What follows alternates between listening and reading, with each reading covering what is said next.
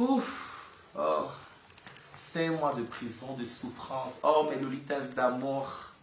Mes Lolitas d'amour, j'ai beaucoup souffert en prison. Loïc Ndiokam, plus connu sous le pseudonyme de Shakiro, est libre. Le transgenre a été interpellé le 8 février dernier pour défaut de carte nationale d'identité, puis condamné à 5 ans de prison par le tribunal de première instance de Douala pour tentative d'homosexualité. Encore sous le choc, sa mère Joséphine Ndiokam revient sur le film de son arrestation. Il avait porté une longue robe avec un petit matelot, la perruque sur la tête. Il est allé dans un restaurant à Bonapriso pour manger avec ses amis. C'est pas ce qui s'est passé. On a interpellé la gendarme, la brigade d'Onkololo. Ils sont arrivés. Ils ont demandé à l'enfant que présentez vos cartes. Les deux n'avaient pas. Même la maman qui vendait au restaurant a dit que ouais, ne me donnez pas la malchance. Parce qu'on a commencé à violenter, à taper les enfants là.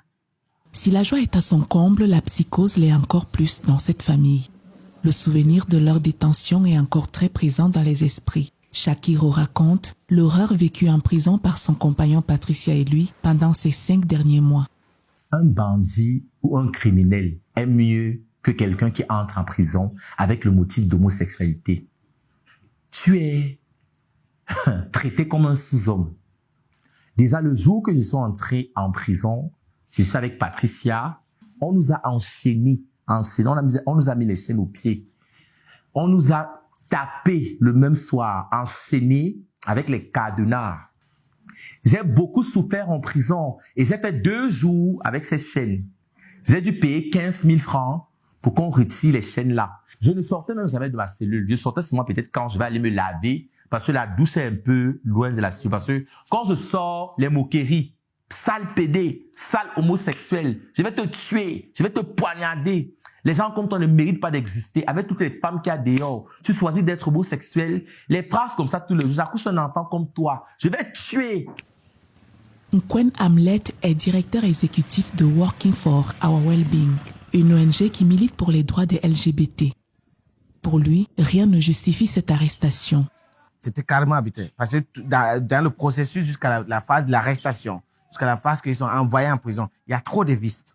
Trop de vices, même pendant le temps que les soit enquêteurs ont extrait les informations vis-à-vis de ces personnes, on trouve qu'il y a des violations. Parce que ces personnes ont énuméré devant le procureur, devant le juge, que, voilà, pendant qu'on voulait extraire ces informations, on m'a giflé, on m'a fait ceci, on m'a fait... Il a expliqué. Nous regardons la loi comme il vient pour frapper auprès de la Constitution, parce que la Constitution protège tous les citoyens, parce qu'avant que la réorientation sexuelle d'une personne, il y a la Constitution qui protège les citoyens. C'est-à-dire, tu es citoyen avant ton orientation sexuelle. Dans un pays où l'homosexualité est considérée comme un délit, les 2 transgenres ne désirent qu'une seule chose, vivre librement leur orientation sexuelle.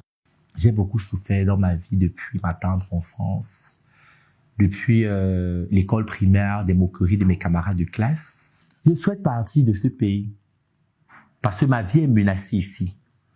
Là, depuis que je suis sorti de prison, j'ai même peur de me rendre. J'ai beaucoup d'amis qui souhaitent me voir aller dans un restaurant et tout, mais je leur dis non. Je ne peux pas. En me rendant dans un restaurant, d'autres vont voir ça comme une sorte de provocation, que j'essaie de faire le bras de fer avec la loi. Vu que moi, je me plais dans le corps d'une femme, forcément, je vais sortir habillée en femme, maquillée, et d'autres personnes risquent de me faire du mal. Donc, depuis là, je suis appelé à vivre comme ça, caché. J'ai pas le choix. Si je sors là, je sais ce qui m'attend. Pour l'instant, Shakiro et Patricia ne sont pas encore tirés d'affaire. La procédure judiciaire suit toujours son cours.